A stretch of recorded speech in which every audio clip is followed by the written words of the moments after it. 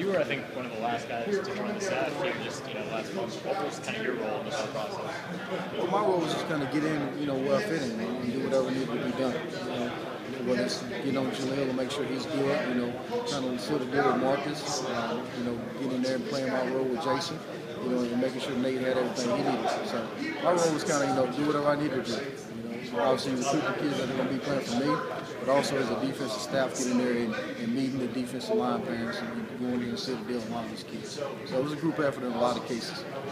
I don't know if you know which of your guys are going to project as corners or safeties. We can kind of go through each of the guys that you anticipate kind of being in your group and what you see. Well, first, Nate's going to play corner, from day one.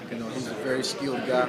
He's a guy that comes from a very talent-rich part of Florida, who produces a lot of, SEC caliber players, a lot of NFL caliber players. So he's very skilled. He's competed at Arizona Western at a high level and played against some really good wideouts that are playing in the Pac-12, playing in the SEC. So he's been there, done that. He's going to bring some maturity to our group, some age. Jaleel is a very, very raw kid. He's very explosive, very fast.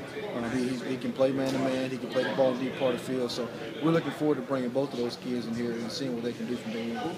What did you like about what you saw from the current players on the UK class, J.D. Harmon, Cody Quinn? What did you like specifically from these guys? Well, they all have, strengths and weaknesses. I think Cody is very explosive. I think he's got very quick twitch. He's a good tackler. I think Fred, is a very long corner. He's one of the guys that you can put into the boundary. Very good tackler. And I think J.D.'s a guy that can play multiple positions in the second. I think he can play corner or safety. He's kind of a tweener. So they all have good things they do about them. They all have negatives also. But it's our job to make sure the negatives don't outweigh the positives. Glenn Faulkner came out of high school. He's an Army All-American. He came in with a lot of height. Injuries have really hurt him. What have you liked so far? What have you seen in his limited tape and maybe some of his old high school highlights? Do you think he still has the potential to be an All-SEC performer? Well, I haven't really watched his high school tape. I knew of him when I was at Alabama, coming across the recruiting trail. He's a good player. It's time for him to get well and get out on the field and show everybody else he's a good player. So we're looking forward to his process of getting back to the field and maturing, and getting better as a DB.